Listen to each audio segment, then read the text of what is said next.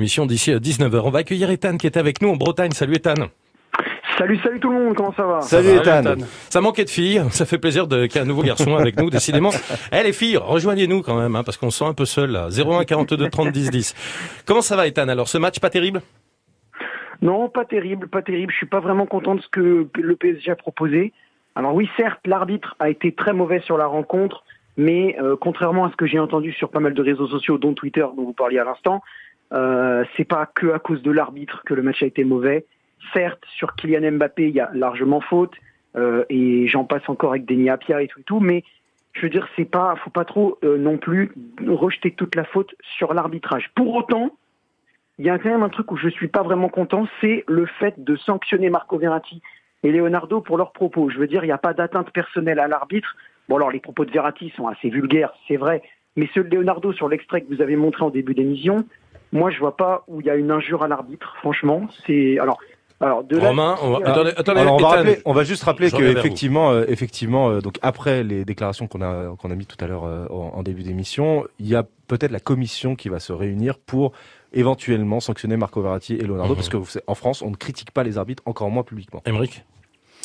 Moi, je pense que très sincèrement, la sortie des deux, mais en particulier de Leonardo, qu'on voit jamais et qu'on attend depuis des mois et des mois à communiquer, elle est maladroite. Sur le fond, je suis d'accord avec lui évidemment, puisque j'ai critiqué l'arbitrage, mais elle est maladroite parce qu'on passe pour un club de pleureuses.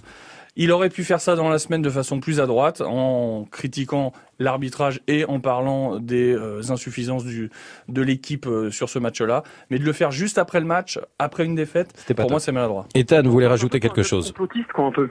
Ouais, ça fait un peu complotiste, ça fait un peu genre tous les arbitres sont contre le PSG, pauvre de nous quoi. Ouais, voilà, c'est ça. Mais bon, il y a pas que ça. C'est ça que je veux dire aussi, c'est qu'il y a pas que ça et que par exemple alors Alban Lafont, il a fait un incroyable match. Ça faut le dire, clairement Alban Lafont, il a été génial. Mais si on essayait de tirer un petit peu à gauche ou à droite du gardien, peut-être que ça passerait. Neymar l'a fait à la 46e, résultat, il y a 3-1, pas 3-0.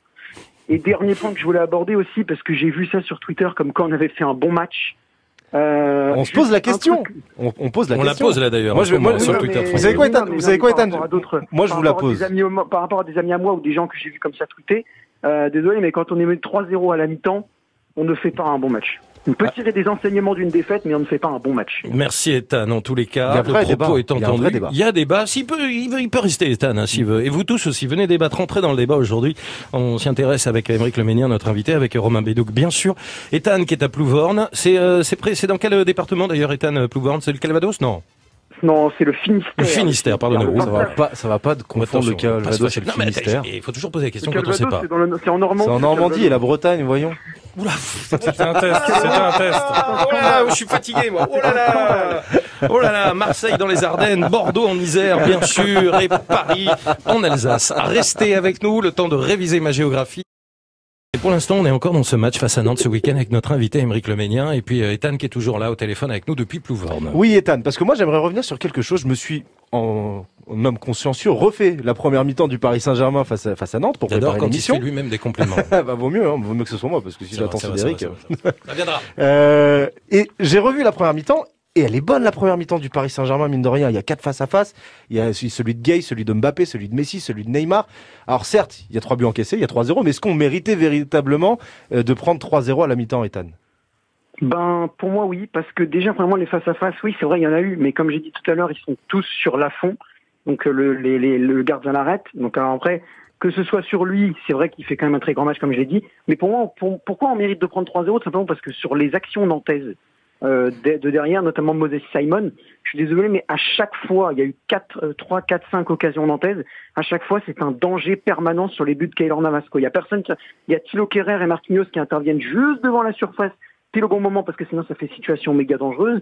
Mais il n'y a pas, je veux dire, à chaque fois que Nantes va venir dans le camp du PSG, c'est directement hyper dangereux. Et c'est ça le problème. On va écouter notre invité Aymeric Ethan réagir. Le problème, il vient du premier rideau défensif qui a été très actif contre le Real et qui a été complètement inactif et absent contre Nantes.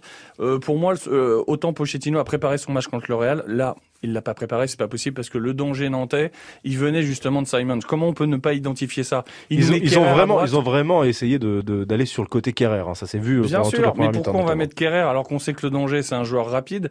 On avait bien réglé le problème Vinicius contre le Real. Il suffisait de régler le problème contre Nantes. Pour moi, ce match-là, il est pas préparé et on s'est fait ouvrir sur notre côté droit, ce qui est pas normal. C'est pas normal. C'est venu tout le temps les mêmes actions. Alors du coup, sur le sondage là qu'on a mis sur Twitter, et on en est où d'ailleurs? Ce qu'on retient pour l'instant, c'est toujours on a quand même bien joué, qui l'emporte, qui a 39% quasiment. C'est pas mal. Le honteux suit à 33%, c'est assez serré, hein. Ah ouais. Et la faute à l'arbitre, c'est à 29%. Donc finalement, c'est assez serré. Emeric, plus côté honteux alors qu'on a quand même bien joué. Non, pas du tout. Ça, moi, je considère que le repli défensif, le travail défensif, il a été très mal fait et il a été lamentable. À côté de ça, je te rejoins, Romain, sur le travail offensif de nos trois stars, Messi, Neymar et Mbappé. Il y a eu de très bonnes choses. Je trouve qu'il y a eu des bonnes combinaisons. Il y a eu des courses beaucoup mieux adaptées que ce qu'on avait vu.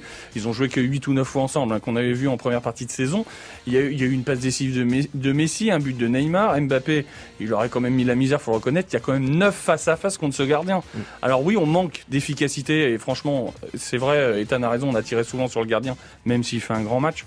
Mais il y a eu des bonnes choses. Ils ont joué 75 minutes ensemble, Messi, Neymar, Mbappé, ce week-end. Premier sur les statistiques, Romain Bédouc. Merci beaucoup, Ethan, d'avoir été avec nous depuis Plouvorne.